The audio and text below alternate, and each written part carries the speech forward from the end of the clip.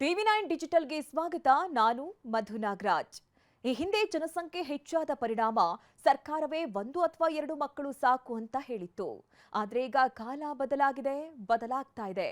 N Chandrababu Naidu ನೇತೃತ್ವದ Telugu Desam party ಸರ್ಕಾರವು ಆಂಧ್ರಪ್ರದೇಶ ರಾಜ್ಯದಲ್ಲಿ ಜನಸಂಖ್ಯೆಯ ಪ್ರಮಾಣ ಕಡಿಮೆಯಾಗ್ತಾ ಇರೋ ಹಿನ್ನೆಲೆ ಜನರಿಗೆ ಹೆಚ್ಚಿನ ಮಕ್ಕಳನ್ನ ಹೊಂದಲು ಪ್ರೋತ್ಸಾಹ ನೀಡುವ ಹೊಸ ಯೋಜನೆಯನ್ನ ಘೋಷಿಸಿದೆ.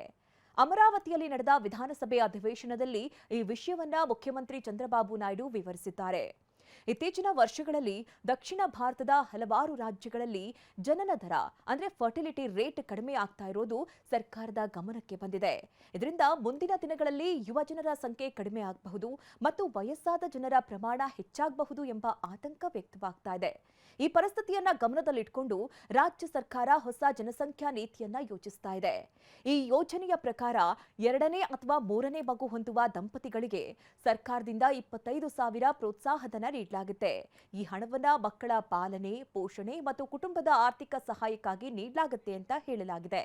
ಸರ್ಕಾರದ ಉದ್ದೇಶ ಜನರಿಗೆ ಹೆಚ್ಚಿನ ಮಕ್ಕಳನ್ನ ಹೊಂದಲು ಪ್ರೋತ್ಸಾಹ ನೀಡೋದು ಹಾಗೂ ರಾಜ್ಯದಲ್ಲಿ ಜನಸಂಖ್ಯೆಯ ಸಮತೋಲನವನ್ನ ಕಾಪಾಡೋದು. ಮುಖ್ಯಮಂತ್ರಿ ಚಂದ್ರಬಾಬು ನಾಯ್ಡು ಅವರು ತಮ್ಮ ಭಾಷಣದಲ್ಲಿ ಮತ್ತೊಂದು ಮಹತ್ವದ ವಿಷಯವನ್ನ ಪ್ರಸ್ತಾಪಿಸಿದ್ದಾರೆ. ಭಾರತದಲ್ಲಿ ಲೋಕಸಭಾ ಕ್ಷೇತ್ರಗಳ ಹಂಚಿಕೆ ಜನಸಂಖ್ಯೆಯ ಆಧಾರದ ಮೇಲೆ ಮಾಡಲಾಗುತ್ತೆ.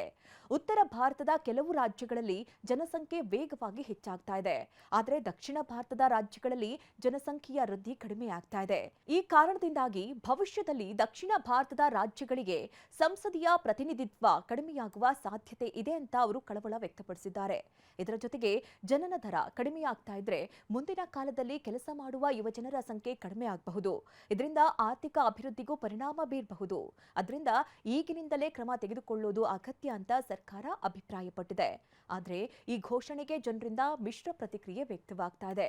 ಕೆಲವರು ಈ ಯೋಜನೆಯನ್ನ ಸ್ವಾಗತಿಸಿ ಜನಸಂಖ್ಯೆಯ ಸಮತೋಲನಕ್ಕಾಗಿ ಇದು ಒಳ್ಳೆಯ ಕ್ರಮ ಅಂತ ಹೇಳ್ತಾ ಇದ್ದಾರೆ. ಇನ್ನು ಕೆಲವರು 25,000 ಹಣ ಸಾಕಾಗೋದಿಲ್ಲ ಮತ್ತು ಮಕ್ಕಳನ್ನ ಬೆಳೆಸಲು ಹೆಚ್ಚಿನ ವೆಚ್ಚ ಬೇಕಾಗುತ್ತೆ ಅಂತ ಅಭಿಪ್ರಾಯಪಟ್ಟಿದ್ದಾರೆ.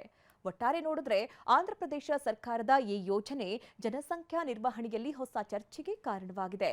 ಮುಂದಿನ ದಿನಗಳಲ್ಲಿ ಈ ಯೋಜನೆ ಜಾರಿಗೆ ಬಂದ್ರೆ ರಾಜ್ಯದಲ್ಲಿ ಜನಸಂಖ್ಯಾ ನೀತಿಯಲ್ಲಿ ಮಹತ್ವದ ಬದಲಾವಣೆ ಆಗುವ ಸಾಧ್ಯತೆ ಇದೆ.